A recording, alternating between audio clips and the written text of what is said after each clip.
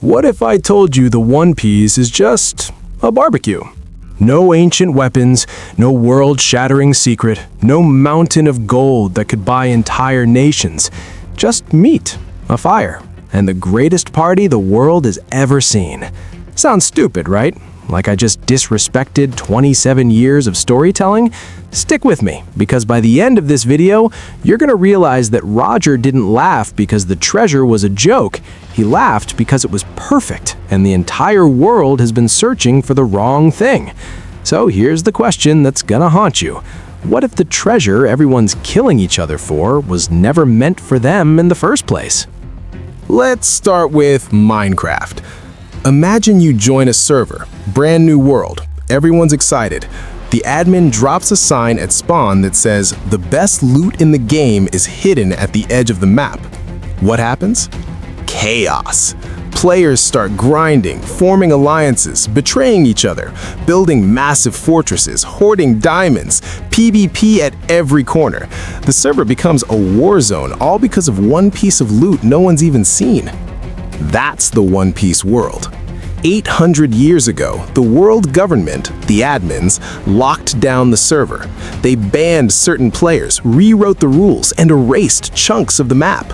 They told everyone, don't go to Laugh Tale, don't search for the One Piece, you're not allowed. And what did that do? It made everyone obsessed. Pirates, marines, warlords, emperors, they've all been grinding for decades, thinking the One Piece is the ultimate loot. Power, control, immortality, the key to ruling the server. But here's what nobody asks. What if the treasure isn't loot at all? What if it's something that only makes sense to someone who's not trying to win? Because there's one player on this server who's different, and his name is Luffy. But that creates a problem no one talks about. Luffy is the worst pirate in the world, and I mean that as the highest compliment. Think about what makes a good pirate in One Piece. You need strategy, ambition, a plan. You need to understand power structures, make alliances, eliminate threats, and climb the ladder. Luffy does none of that. He doesn't care about the One Piece as treasure. He doesn't care about being Pirate King as a title. He doesn't even know what the One Piece is. And when people try to tell him, he literally covers his ears. In Minecraft terms, Luffy is the guy who logs onto the server, ignores the quest log, punches a tree, and just starts vibing. He's not checking the wiki, he's not min-maxing, he's just playing the game the way it was meant to be played, for fun. And somehow, that's exactly what makes him dangerous. Because every other player is so focused on the end game, they've forgotten what the game was even about.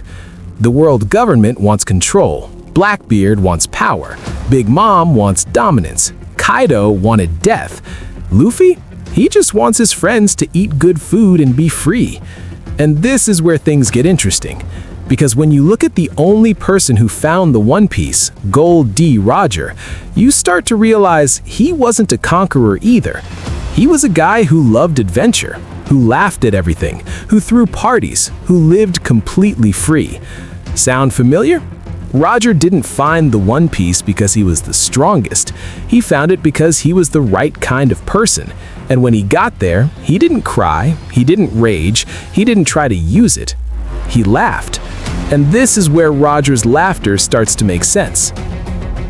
Imagine you've spent 30 years grinding. You've defeated every boss, collected every item, sailed across the entire map. Your whole crew is legendary. You've sacrificed everything to reach the coordinates. You finally get there. You open the chest, and inside, a sign that says, "Congratulations, you've won the game. Now go have a cookout with your friends."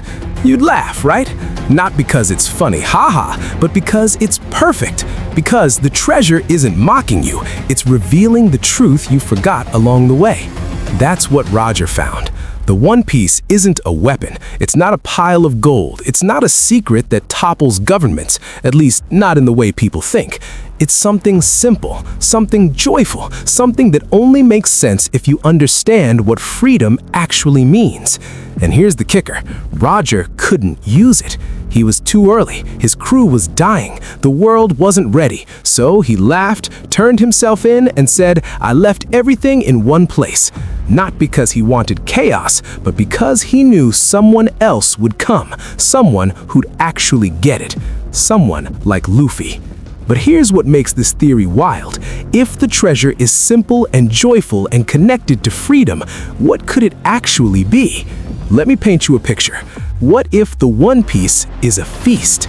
Not metaphorical, not symbolic, an actual, massive, ancient, perfectly preserved banquet left behind by Joy Boy, a pirate who understood that the greatest treasure in the world isn't what you hoard, but what you share. And the only way to claim it, you have to throw the biggest party the world has ever seen. You have to invite everyone, pirates, marines, revolutionaries, kings, slaves, enemies, allies. You have to break bread with the people you're supposed to hate. Because the One Piece isn't about conquest, it's about connection, because the One Piece was never meant for them. Now you're thinking, wait, the government is scared of a party? Yes, and here's why. The world government's entire power structure is built on division. Rich versus poor, celestial dragons versus everyone else, pirates versus marines, race versus race, island versus island. They need people to be separated. They need people fighting over scraps, because the moment people come together, the moment they realize they have more in common with each other than with their oppressors, the system collapses. In Minecraft terms, it's like the admins banning players from using voice chat, because the moment people start talking to each other, coordinating, realizing the server's rigged, the admins lose control. Joy Boy understood this. He threw parties. He made allies across every race, every nation. He brought people together in a way that terrified the world's rulers. So they erased him. They erased the Void Century. They banned the poneglyphs. They made it illegal to even study history. Because if people knew the truth, that the world was once united, that Joy Boy almost freed everyone, they'd start asking questions. And the One Piece? It's proof. Physical, undeniable proof that another world is possible. That's why it's on Laugh Tale, the island that doesn't exist on any map. That's why Roger's crew couldn't do anything with it. They were pirates, outlaws, people the world already rejected. If they'd revealed it, the government would have just spun the narrative. But Luffy's different. He doesn't fight for himself. He fights for his friends. He makes allies everywhere he goes. Royalty, revolutionaries, former enemies, even Marines respect him. He's the one person who could unite the world not through force, but through joy. And when Luffy finally reaches Laugh Tale and sees the One Piece, this absurd, beautiful, impossible feast left behind by someone who understood freedom, he's going to do exactly what Roger did.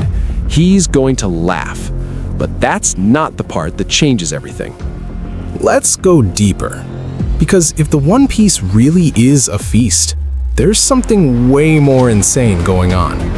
How is the food still good after 800 years? You could say, it's One Piece, bro, don't overthink it. But Oda doesn't do anything by accident.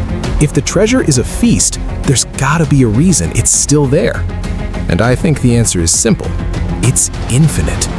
Joy Boy left behind a feast that never runs out, a table that always has room for one more, a fire that never goes cold. In Minecraft terms, it's a chest with infinity enchantment. You take from it and it refills, forever. Why does that matter?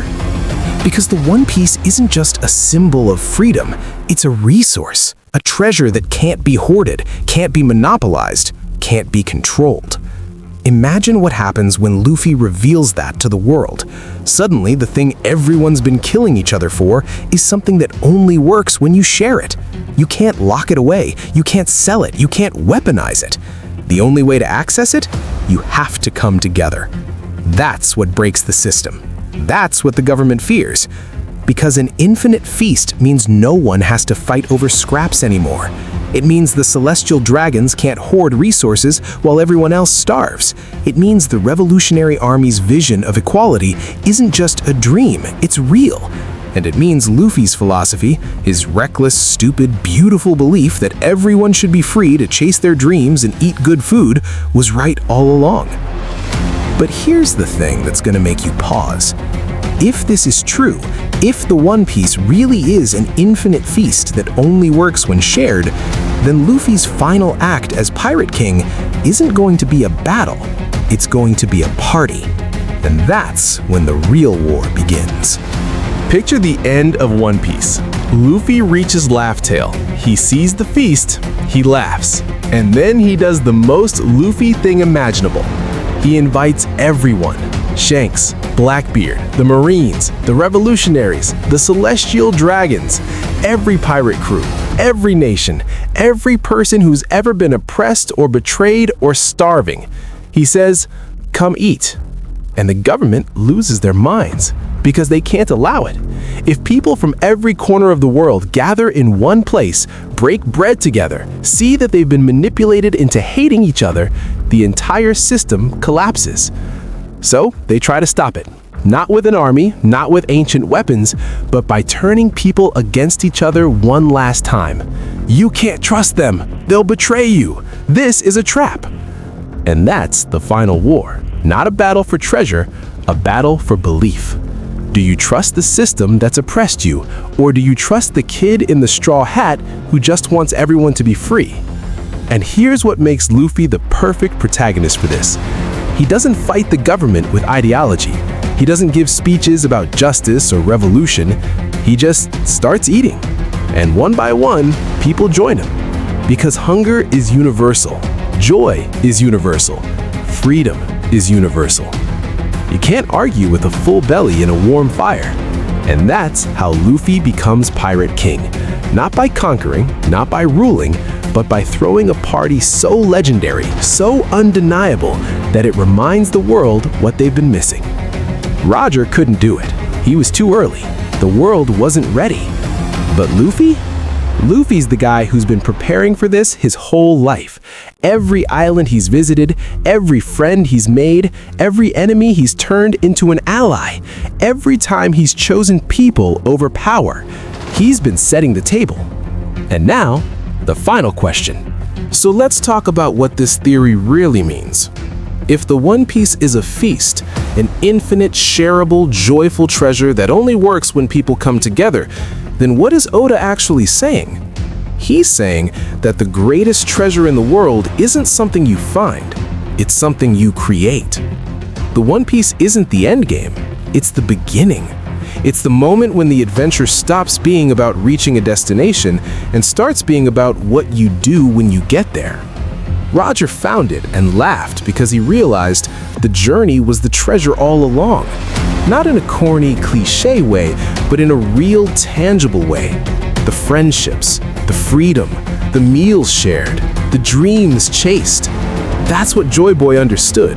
That's what Luffy embodies. And that's why the treasure had to be physical, because if it was just a metaphor, just a lesson, it wouldn't change anything. People would still fight. The system would still stand. But a feast? A table that never empties? A treasure that only works when you share it?